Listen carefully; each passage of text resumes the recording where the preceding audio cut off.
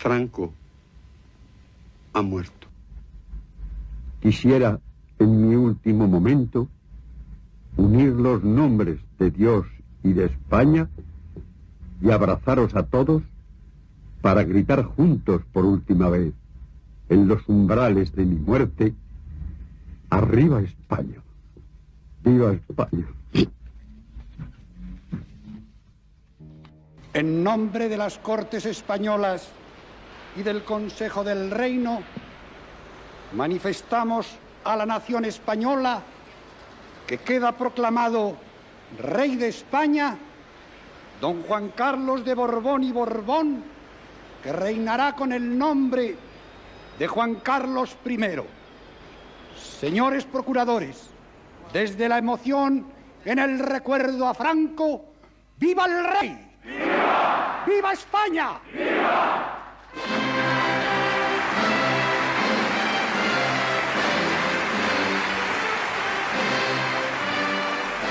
Con la proclamación de Juan Carlos de Borbón como rey, el 22 de noviembre de 1975, se pone en marcha una nueva etapa en la historia de España, tan cargada de esperanza como de incertidumbre. Entramos ya en el bloque 12, el 12.1. Como veis, tiene bastante información. Pues transición, alternativas políticas a la muerte de Franco, el papel del rey y el gobierno, Adolfo Suárez, elecciones del 77, Constitución del 78 y el estado de las autonomías y el terrorismo. Bueno, vamos a ver si somos capaces de condensar todo esto en este vídeo. Bien, como acabéis ver, bueno, pues lo que sucede es que muere Franco el 20 de noviembre del 75 y automáticamente se activa el proceso que se había iniciado con la ley de sucesión, que establecía que Juan Carlos sería el sucesor de Franco, ¿no? Entonces, Juan Carlos va a ser nombrado rey de España, jefe del Estado, y bueno, pues en ese primer momento su gobierno va a estar formado por figuras como Arias Navarro, que ya veremos un poquito más en detalle luego, y Torcuato Fernández Miranda. Bueno, ¿qué alternativas políticas tenemos cuando muere Franco? Vamos a ver tres tendencias, ¿no? La primera, pues los inmovilistas o los del búnker, que defendían la continuidad del régimen sin Franco. En segundo lugar, aperturistas. Aprobaban por una reforma democrática promovida desde dentro del franquismo. Y rupturistas, en que destaca sobre todo la oposición, son antifranquistas, era el establecimiento de un gobierno provisional y la convocatoria a elecciones a Cortes Constituyentes. Bueno, esas van a ser las tres tendencias que se van a dar políticamente una vez que Franco pues fallece. Como os comentaba, Juan Carlos asume la jefatura del Estado. Ya en su discurso deja entrever cierta voluntad hacia la democracia, aunque jura los principios del movimiento nacional. Entonces, bueno, vamos a ver cómo va a ser una figura trascendental, ¿no?, en ese proceso de transición hacia la democracia del país. Aquí tenéis la foto de ese primer gobierno, ¿no?, que se crea. Pero bueno, pues tenemos a Arias Navarro como presidente del gobierno, lo tenemos aquí. Bueno, pues como figura que representa lo más conservador del franquismo.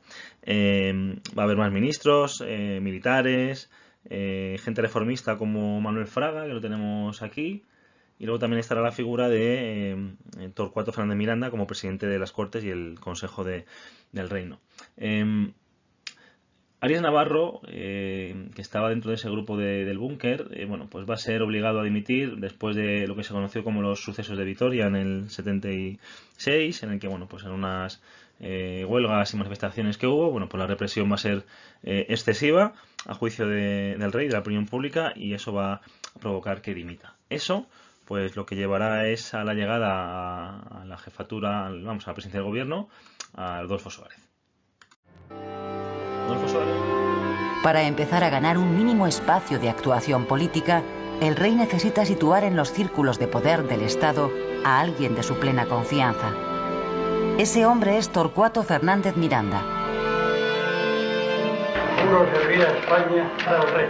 Después de gran esfuerzo, el rey logra que sea nombrado presidente de las Cortes y del Consejo del Reino. A cambio, el rey deberá conformarse con seguir manteniendo en la presidencia del gobierno a Carlos Arias Navarro, el hombre nombrado por Franco para sustituir a Carrero Blanco. don Juan Carlos de Borbón interviene muy directamente en la composición del nuevo gabinete, el primero de la monarquía.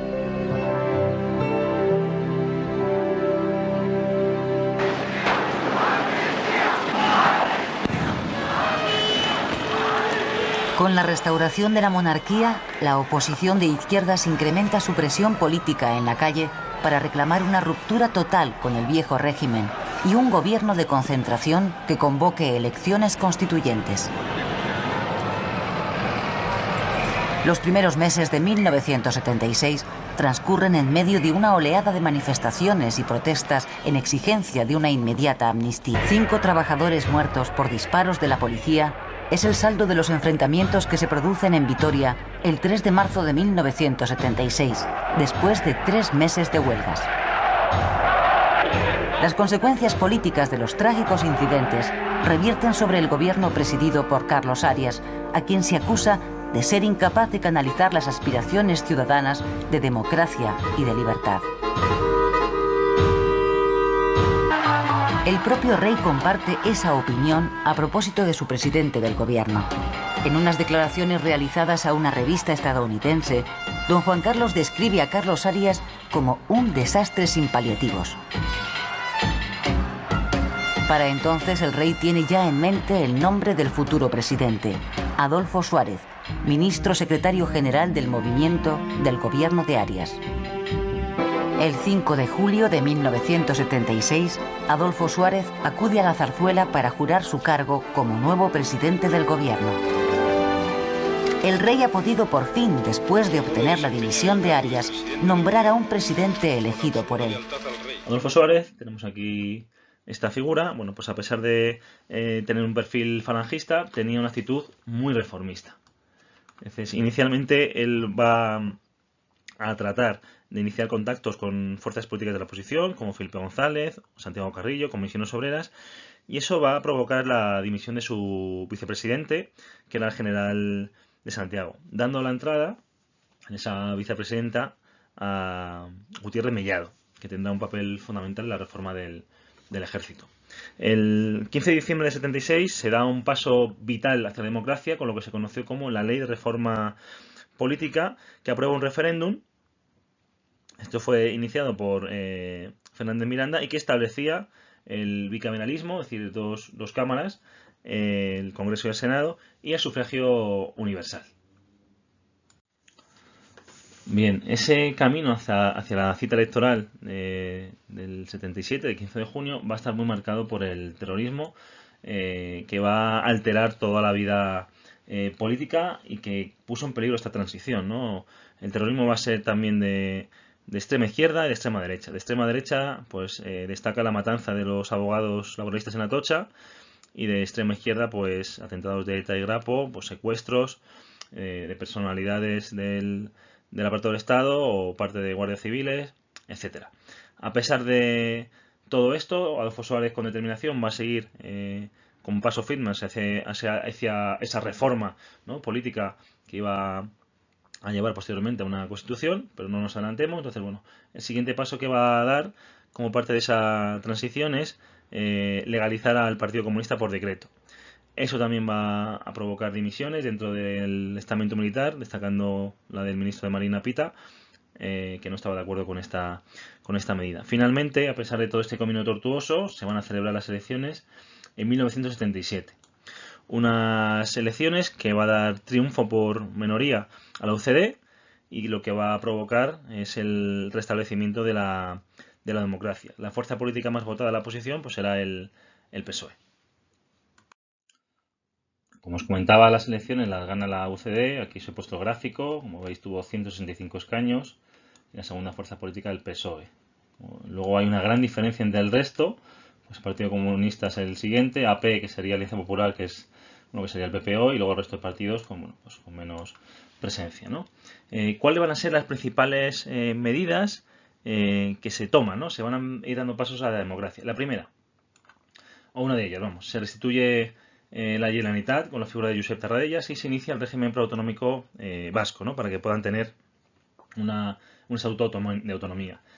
Por desgracia, el tema del terrorismo siguió teniendo un papel importante en la sociedad española, destacando pues, bueno, los diferentes atentados de ETA. Se crean lo que se conoce como las 13 preautonomías, ¿no? Produciendo un descontento en sectores del ejército.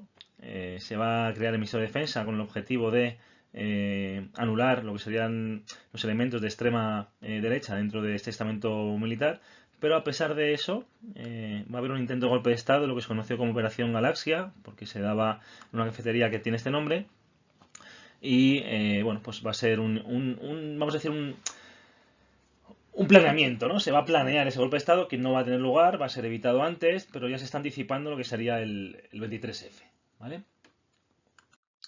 Se aprueba la ley de amnistía general con el objetivo de ir cerrando heridas de esa guerra civil de ambos bandos. Se crean los pactos de la Moncloa, acuerdos políticos de alto nivel con el objetivo de mejorar la vida social, económica y política del país debido a la crisis económica. Y quizá la medida estrella, bueno, pues se crea una constitución que será aprobada en referéndum el 6 de diciembre del 78 y que será promulgada el 29 de diciembre de ese mismo año. Vamos a ver esas características. Como veis, esa constitución fue votada por un 88%.